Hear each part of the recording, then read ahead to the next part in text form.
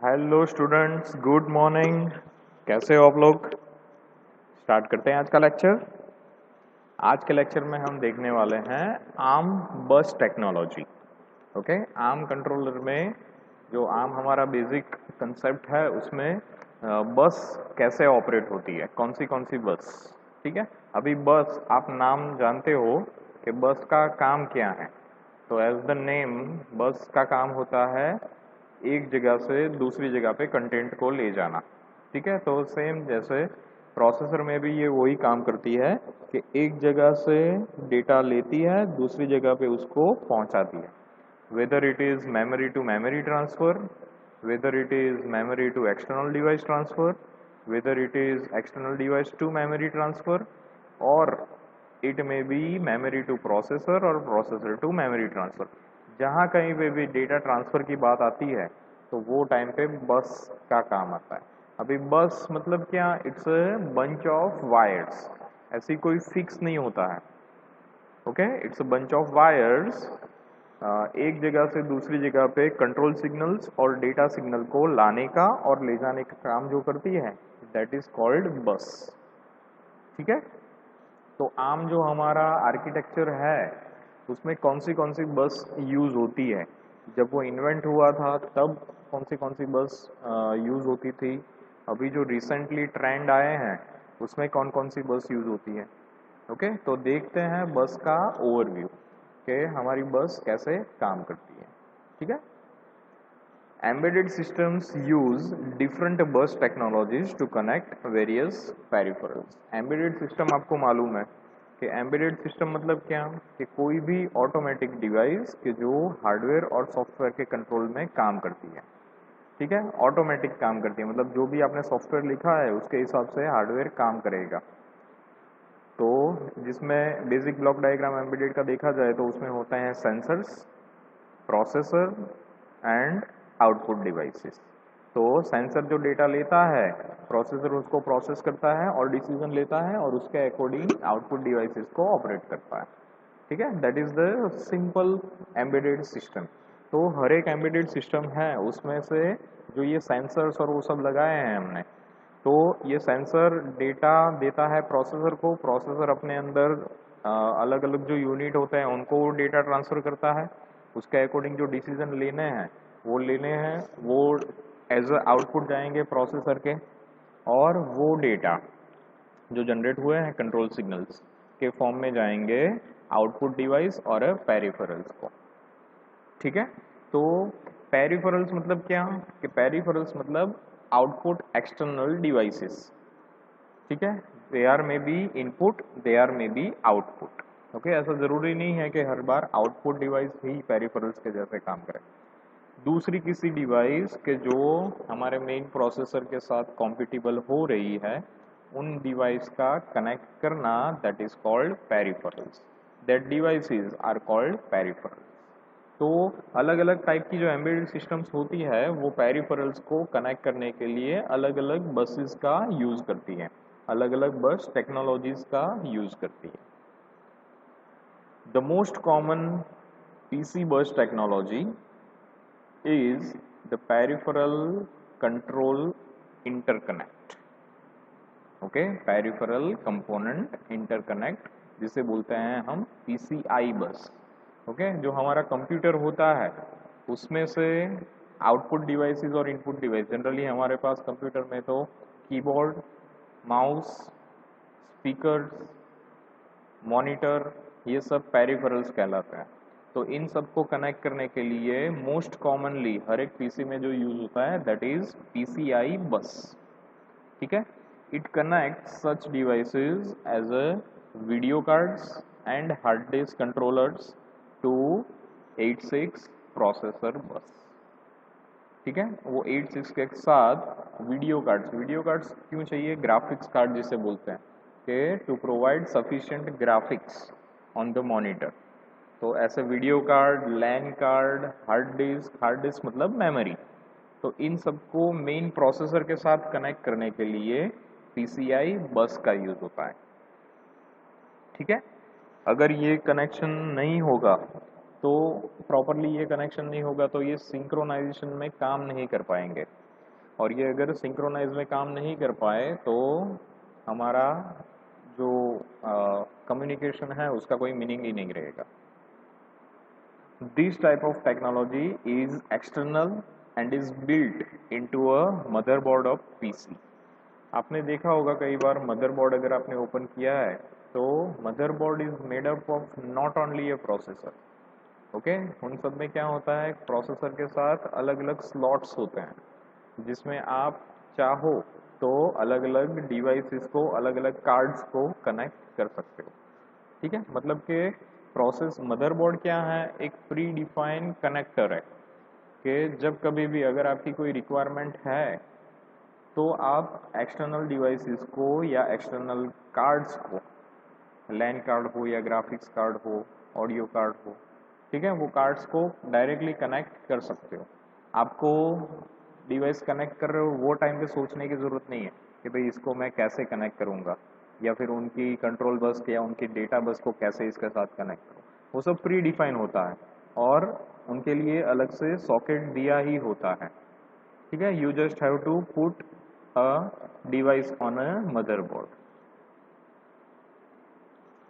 In contrast, ARM uses on-chip bus that is internal to the chip and that allows different peripheral devices to be interconnected with an ARM core. ठीक है, ARM ये सब जो PC का हमने PCI बस और वो सब देखा एम्बेडेड सिस्टम्स में, उससे अलग काम करता है ARM कंट्रोलर हमारा। ठीक है, उसमें क्या होता है, ARM में जनरली ये ऑफ चिप बोलते हैं। जो एक्सटर्नल डिवाइसेस आप कनेक्ट करोगे मतलब कि आप प्रोसेसर के कनेक्टर के साथ कनेक्ट कर रहे हो। ओके, तो उसको हम बोलेंगे ऑफ चिप टेक्नोलॉजी। मतलब वो हो भी सकती है ऑन द सिस्टम एंड नहीं भी हो सकती। सेम वे अगर आपके पास ARM है, ARM जनरली सपोर्ट करता है on chip memory, on chip peripheral connection. तो ARM जो बेसिकली आपको मालूम ही है कि ARM एक आर्किटेक्चर है। ठीक है, तो वो आर्किटेक्चर जिस कंट्रोलर में आप डालोगे वो ARM बेस्ड माइक्रो कंट्रोलर हो जाएगा। तो वो कंट्रोलर को आप डायरेक्टली कनेक्ट कर पाओ अलग अलग पेरिफेरल्स के साथ, ये कंसेप्ट है ARM का। ठीक है, तो ARM has a on chip bus that is internal to the chip and it allows different peripherals to be interconnected with an ARM core। ठीक है, ARM core मतलब कि ARM का जो आर्किटेक्चर है उसमें बेसिकली जो एक सेंटर बस होती है, मेन बस जिसे बोलते हैं, वो बस के साथ डायरेक्टली आप पेरिफेरल्स को कनेक्ट कर पाओगे। इसका एडवांटेज ये रहता है कि टाइम जो रहता है वो कम हो जाता है for a data transfer. Okay, और हमें भी जो लेटेस्ट प्रोसेसर है वो क्या चाहिए, स्पीडियर ही चाहिए। ठीक है, तो उसके जैसे ARM हमारा जो है वो ऑन चिप सपोर्ट करता है। क्लियर?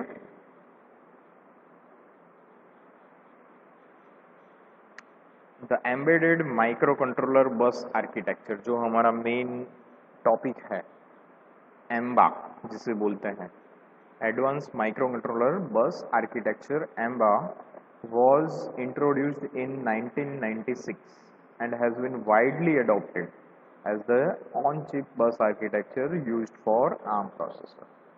ठीक है, तो ये कंसेप्ट ऑन चिप मेमोरी का कंसेप्ट स्पेसिफाई करने के लिए ARM प्रोसेसर आर्किटेक्चर जो है हमारा, उसने एक सबसे पहला आर्किटेक्चर बनाया जिसे बोलते हैं ember architecture, advance micro controller बस आर्किटेक्चर। ठीक है, ये आर्किटेक्चर जनरली इन्वेंट हुआ था इन 1996।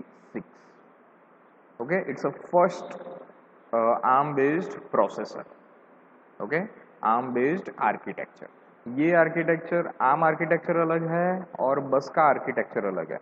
ये आप जो स्टडी कर रहे हो अभी वो बस का आर्किटेक्चर है, मतलब कि how can you connect your bus to other peripheral on chip.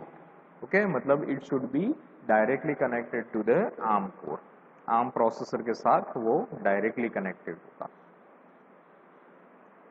The first AMBA bus was introduced were the ARM system bus and ARM peripheral bus. Okay सबसे पहला जो आर्किटेक्चर रिलीज हुआ था अंडर एम्बा, ठीक है, advance micro controller बस architecture, that is ASB and APB. Okay, ASB मतलब arm system bus and APB मतलब आर्म पेरिफेरल बस.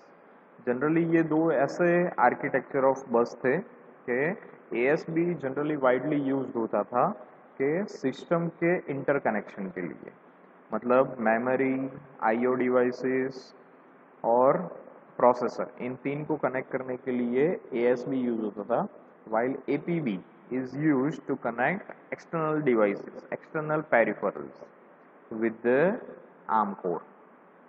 ठीक है, तो ये सबसे पहले इंट्रोड्यूस्ड हुए थे, ओल्डर वन जिसे बोलते हैं, ASB and APB, ARM system bus and ARM peripheral bus. Later ARM introduced another bus design called ARM high performance bus, okay, जिसे बोलते हैं AHP. ओके, जो ASB और APB की जो लिमिटेशंस थी वो सब निकाल के ARM ने एक नया आर्किटेक्चर इंट्रोड्यूस किया जिसे बोलते हैं AHB. ठीक है, तो ये अभी भी ARM जो है उसमें यूज होता है AHB, जो लेटेस्ट है, एकदम लेटेस्ट टेक्नोलॉजी है.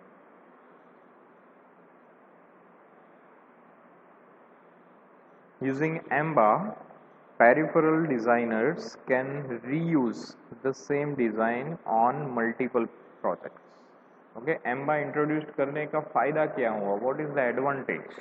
तो पहले क्या होता था कि पेरिफेरल डिजाइनर जो होता है उसको पहले सोचना पड़ता था कि भाई मुझे ये डिवाइस, पहले उसने हार्डवेयर इन्वेंट कर लिया, लेकिन उसके बाद अगर ऐसी कुछ रिक्वायरमेंट आई कि भाई ये नया पेरिफेरल है, इसको लगाना है इसके साथ, तो क्या होगा कि उसको अपना पूरा आर्किटेक्चर चेंज करना पड़ेगा.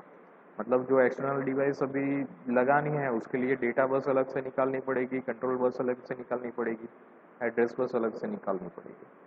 ठीक है, तो ये बहुत कॉम्प्लिकेटेड प्रोसेस हो जाती थी. ओके, बट आफ्टर एम्बा ये क्या हुआ है, it is very easy to reuse the same design for a multiple projects. multiple peripherals को कनेक्ट करने के लिए ये डायरेक्टली कनेक्शन रहता है. ठीक है, मल्टीपल प्रोजेक्ट्स में अलग अलग पेरिफेरल्स आपको इंटरफेस करना है, तो सेम आर्किटेक्चर का यूज करके आप कर सकते हो, एम्बा आर्किटेक्चर का ही. क्लियर? बिकॉज ये क्यों पॉसिबल हो सका? It's because there are large number of peripherals developed with an AMBA interface. Hardware designers have a wide choice of tested and proven peripheral for the use in device. ठीक है, AMBA architecture introduce करने के बाद जो peripheral designers हैं उन्होंने जो most common peripherals हैं उनका स्टडी किया. उसके बाद उनको जिस जितनी मैक्सिमम बसेस का रिक्वायरमेंट है उसके हिसाब से ये आर्किटेक्चर बनाया है. That's why ember architecture is compatible with every peripherals, every possible peripherals. ठीक है, ताकि आपको अलग अलग प्रोजेक्ट में क्या होता है कि अलग अलग प्रोजेक्ट में अलग अलग पेरिफेरल्स यूज करने की रिक्वायरमेंट रहती है. तो ये सब जो अलग अलग पेरिफेरल्स है वो सेम एक आर्किटेक्चर, एम्बा आर्किटेक्चर से ही कनेक्ट हो जाते हैं. ओके, दे आर इवन के tested and use both. Okay, testing भी होता है उनका, यूज भी सेम एम्बा आर्किटेक्चर से. ओके, एम्बा इज अ बस आर्किटेक्चर, कीप इन माइंड कि वो कैसे आपको डेटा लाना है या ले जाना है उसका ध्यान रखता है. क्लियर?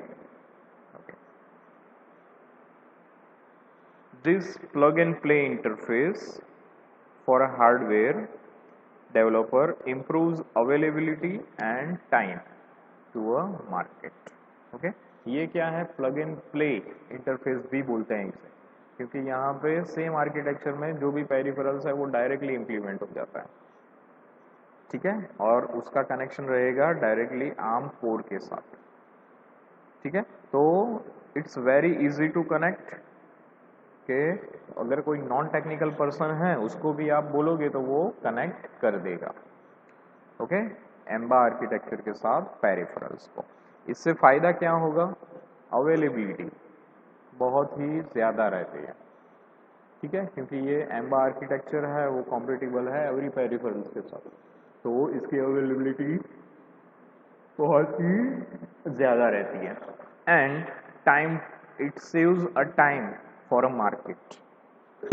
मार्केट में जो टाइम की रिक्वायरमेंट रहती है कि अगर पहले क्या होता था कि अगर कोई प्रॉब्लम आ रहा है तो वो आर्किटेक्चर आके स्टडी करता था, प्रॉब्लम फाइंड करता था, उसको नहीं होता था तो मेन आर्किटेक्चर से अलग करने के लिए उसको पूरा दिन लग जाता था। इंस्टेड ऑफ दैट वो डायरेक्टली डिसकनेक्ट उसको कर सकता है और एक दिन में तो सॉल्यूशन दे के वो इम्प्लीमेंट कर सकता है, या फिर अगर उसके पास कोई स्पेयर पेरिफेरल है तो वो सेम आर्किटेक्चर के साथ कनेक्ट कर सकता है। क्लियर?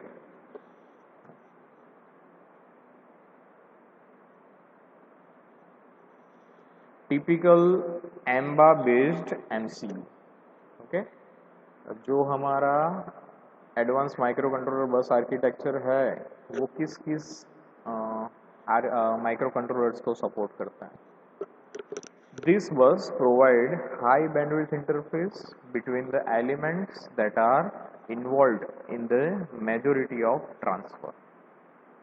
ओके, ये बस क्या प्रोवाइड करती है? It provide high bandwidth interface, कि जहाँ पे एक टाइम पे बहुत सारे सिग्नल ले जाना है। हाई बैंडविड्थ मतलब क्या?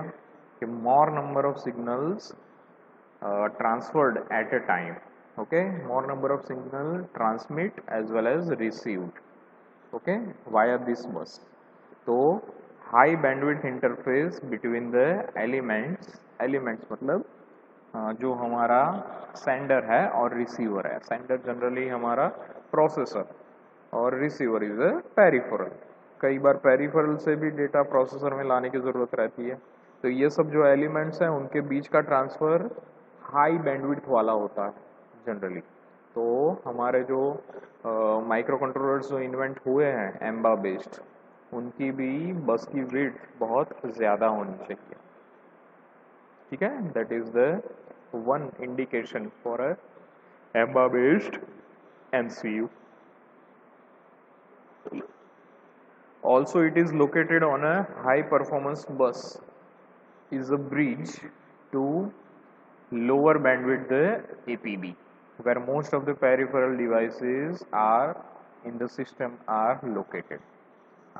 कई बार क्या होता है कि आपने एम्बा आर्किटेक्चर बनाया है वो हाई बैंडविड्थ का है, ठीक है, लेकिन जो पेरिफेरल्स कनेक्ट हो रहे हैं उनकी बैंडविड्थ लो है, तो क्या होगा? तो हमें दोनों के बीच में डालना पड़ेगा एक ब्रिज, जिसे हम बोलते हैं APB ब्रिज। ओके, इसका बाद में स्टडी आएगा आपको। ये ब्रिज क्या करता है? कॉम्पिटिबिलिटी बढ़ाता है दोनों के बीच में, प्रोसेसर से पेरिफेरल की। ठीक है, मतलब प्रोसेसर अगर हाई बैंडविड्थ का है, पेरिफेरल अगर लो बैंडविड्थ का है, तो ये ब्रिज कन्वर्ट करेगा from the high to low and low to high bandwidth. Okay, तो माइक्रो कंट्रोलर जो ये बेस्ड फाइंड हो रहे हैं उनकी क्या क्या रिक्वायरमेंट होनी चाहिए? Okay, a simple block diagram of ember based micro controller unit. तो जनरली जो ये आपको डार्क दिख रहा है that is our bus. Okay, the function of this bus is to transfer the data. Okay, तो सबसे पहले एम्बा बस पे क्या इंटरफेस होना चाहिए? High bandwidth external memory interface, क्योंकि कोई भी सिस्टम है वो तीन चीज़ों से, चार चीज़ों से बनती है। ठीक है, input devices, processor, memory and output device. तो memory is the main part कि जिस पे प्रोसेसर की स्पीड डिपेंड्स रहती है। तो ये memory is directly connected to AHB और ASB बस। ठीक है, after that high performance processor is connected on same bus high bandwidth on a on chip RAM. RAM and ROM both are necessary. Generally RAM is a active part of a system कि जहाँ पे processing जो होता है वो RAM में होता है और डेटा स्टोरेज जो रखना है वो हमारी मेमोरी में होता है, that is this. Okay, after that DMA बस मास्टर, डायरेक्ट मेमोरी एक्सेस. मतलब कि अगर आपकी यहाँ पे address bus, data bus, control bus कम पड़ जाती है तो आप किसी और की डेटा बस, एड्रेस बस या कंट्रोल बस का यूज करना चाहते हो, at that time this block will be in a picture. ठीक है, तो ये काम कराएगा और आप इसकी वजह से भी दूसरे किसी प्रोसेसर की data bus, address bus, control bus का यूज कर पाओगे. ठीक है, after that one bridge is that the function of this bridge is to connect AHB और ASB with APB. APB bridge जिसे बोलते हैं वो UART, timer, keypad, PIO external devices जो हैं उनको कॉम्पिटिबल करवाने का काम करती है दिस ब्रिज. ठीक है, APB ब्रिज वो क्या करेगा, AHB टू APB और ASB टू APB कन्वर्जेशन करेगा. ठीक है, UART का मतलब है universal asynchronous receiving transmitting, timer, PIO, keypad. ठीक है, तो ember based AMB should follow this interface. Okay, समझ में आ गया? ओके, तो आज के लेक्चर में इतने तक रखते हैं. आज के लेक्चर में हमने देखा व्हाट इज एम्बा, एम्बा का इंट्रोडक्शन और एम्बा बेस्ड माइक्रो कंट्रोलर जो है उसमें कौन से ब्लॉक है और उनका क्या क्या फंक्शन. ठीक है, thank you for this lecture students, thank you.